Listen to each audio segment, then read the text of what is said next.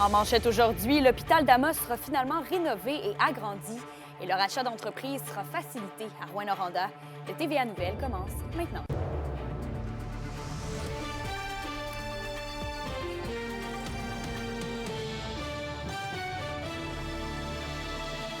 Bonjour tout le monde, bienvenue au TVA Midi. Pour commencer le bulletin, Québec confirme que la réfection et l'agrandissement de l'hôpital d'Amos iront de l'avant. Il y a 2 semaines, la presse dévoilait que le gouvernement Legault mettait sur glace plusieurs projets d'hôpitaux dans la province, dont celui d'Amos. Mais la CAQ explique aujourd'hui avoir priorisé le dossier après avoir analysé les projets d'infrastructure en santé qui nécessitent des travaux à travers la province. Et la planification jumelle maintenant le bloc opératoire et l'urgence avec les soins intensifs, comme demandé par des acteurs du milieu depuis déjà quelques mois. Le bureau de la députée d'Abitibi-Ouest n'est pas en mesure de nous donner une date pour la première pelletée de terre, mais il ne serait pas impossible que ce soit annoncé dans les prochaines semaines. Je vous assure que le projet continue et les personnes concernées ont été avisées aussi. Nous avons rencontré toute l'équipe de euh, la ville d'Amos, la Chambre de commerce, la MRC, pour informer, parce qu'on sait que l'hôpital d'Amos, le bloc opératoire, l'aménagement du nouveau bloc opératoire est essentiel. Les entrepreneurs qui souhaitent racheter un commerce seront mieux outillés à Rouyn-Noranda, puisque le Centre local de développement de Rouyn-Noranda s'associe au Centre entrepreneurial de l'École des sciences et de la gestion de l'UQAM.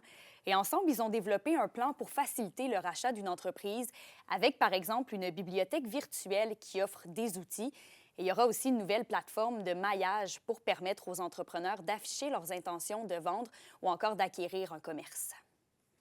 On sait que le reprenariat, c'est un enjeu de l'heure. Il y a de plus en plus d'entreprises qui sont à vendre. Il y a de plus en plus de propriétaires d'entreprises qui sont vieillissants, qui ont 55 ans et plus et qui n'ont pas de plan de relève, qui n'ont pas de cédant déterminé. Donc, on voit que c'est un enjeu de l'heure.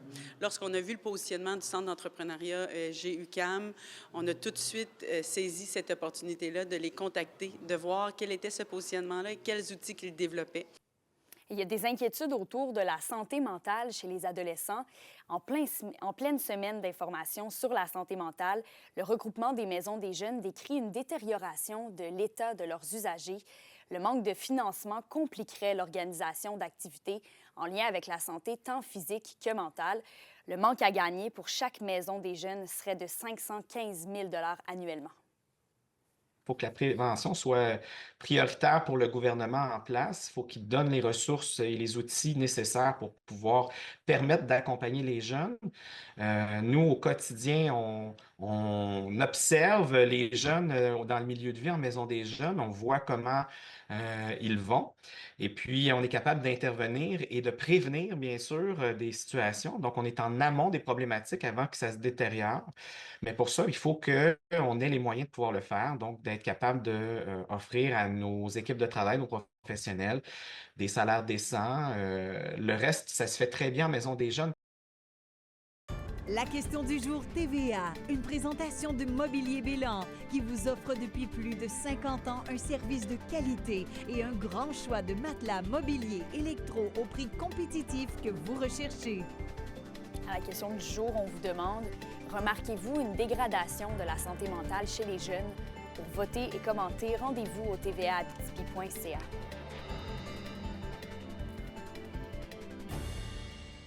La Ville de Malartic a présenté ce matin une nouvelle campagne publicitaire pour promouvoir la vitalité de son territoire. C'est sous le slogan « Ici pour rester » que la Ville mise pour rallier les citoyens et entreprises dans sa municipalité. L'ensemble des réalisations mises en place a été effectué par l'Agence secrète de l'Abitibi-Témiscamingue. Des affiches et messages publicitaires seront donc installés un peu partout dans les prochains jours. Et maintenant, du côté de Val-d'Or, la Ville a dégagé un surplus d'un peu plus de 2,8 millions de dollars en 2024, selon le rapport de la firme Daniel Tétrault CPA Inc. Et c'est la vente de terrains plus élevée que prévu qui a permis en grande partie de générer davantage de revenus. L'argent servira, entre autres, à payer la dette qui s'élève à plus de 94 millions de dollars. L'administration municipale a aussi investi pour plus de 31 millions de dollars en projets comme l'aménagement de la rue Giguère, la 4e phase de la revitalisation du centre-ville et le carrefour giratoire de la 7e rue Boulevard Barrette. Et sur un tout autre sujet, la ville de Rouyn-Noranda veut s'adapter au changement climatique. Elle rejoint donc le projet Sous les pavés, une initiative qui transforme des sites asphaltés en espaces verts et conviviaux. Olivier Morin fait le point sur ce projet.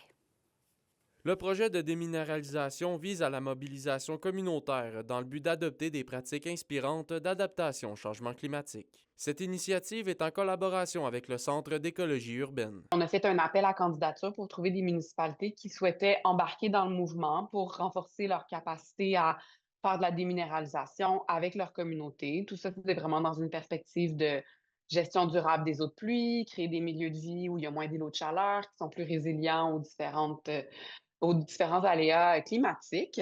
On remplace l'asphalte dans des sites publics par du verdissement.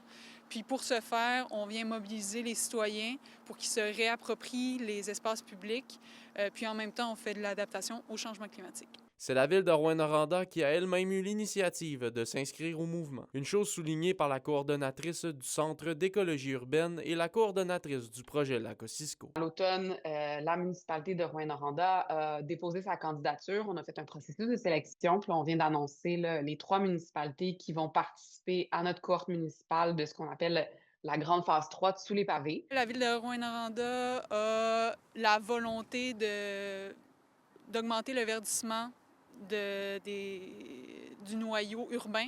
Donc, c'est vraiment dans cette veine-là que la ville de Rouyn-Noranda a décidé d'appliquer au projet Sous les pavés. Les réflexions en lien avec la qualité de l'air ont fait pencher la balance dans la sélection de Rouyn-Noranda. Mais il ne s'agit pas de la seule raison, comme l'explique Raphaël Dufresne. C'était pas nécessairement seulement rattaché à ça. C'est sûr que ça s'inscrit, c'était en continuité avec les différents projets de verdissement ou plus largement d'aménagement de la ville. Le projet de déminéralisation devrait durer 2 ans et demi, soit jusqu'à mi-2027.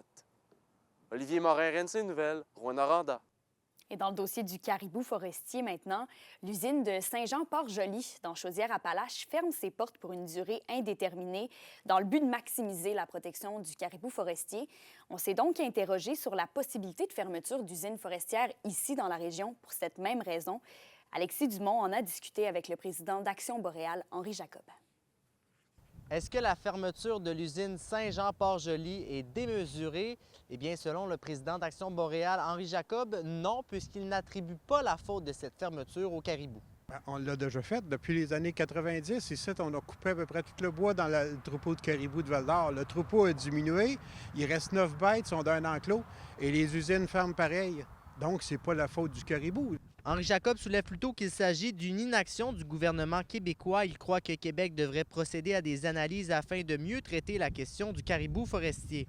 Bien, la solution, c'est que d'abord, il faut faire le bilan de ce qu'on a. Ça fait au moins depuis l'an 2000 qu'on n'a aucun bilan de ce qui nous reste réellement en forêt. Ce qu'on sait, c'est que les arbres qu'on coupe sont de plus en plus petits.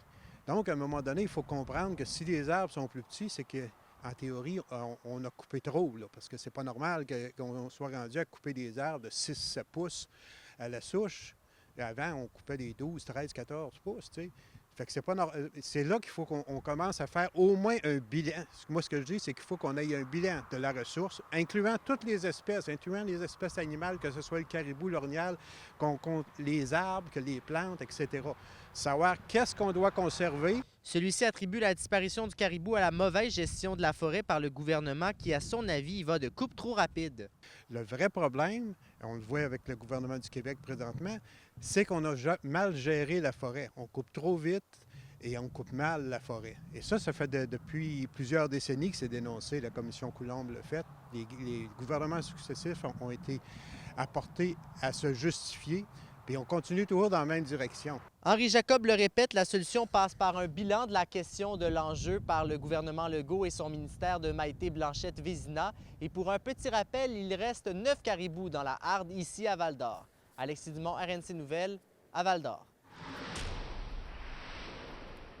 Et le Conseil de la culture de l'Abitibi-Témiscamingue vous invite ce soir à sa soirée des prix d'excellence en arts et culture qui célèbre leurs 25 ans cette année. Un quart de siècle à reconnaître le talent, la passion et l'engagement des artistes, artisans, organismes et travailleurs culturels de notre région. Rendez-vous au Théâtre des Esquerres d'Amos dès 18h pour une soirée reconnaissance sous le thème de la littérature et du conte. Et au sport, le classement final des espoirs en vue du repêchage 2025 de la LHJMQ est dévoilé. Sans surprise, le phénomène Alexis Joseph du Phénix du Collège Esther Blondin figure au premier rang. À 15 ans et du haut de ses 6 pieds 4, il est perçu depuis un moment déjà comme étant le plus bel espoir québécois de la dernière décennie. Et pour ce qui est des Forestiers d'Amos, ils sont quand même bien représentés. Benjamin Corso, le défenseur, pointe au 51e rang, tandis que 2 autres défenseurs, Nicolas Blanchette et Louis-Gabriel Dorval, sont perçus comme des espoirs des rondes 6 à 8. Pour une nouvelle importante à nous communiquer, contactez-nous, nouvelles au pluriel, @rncmedia.ca, par téléphone au 1-866-463-4636 et notre site web tvaabitibi.ca.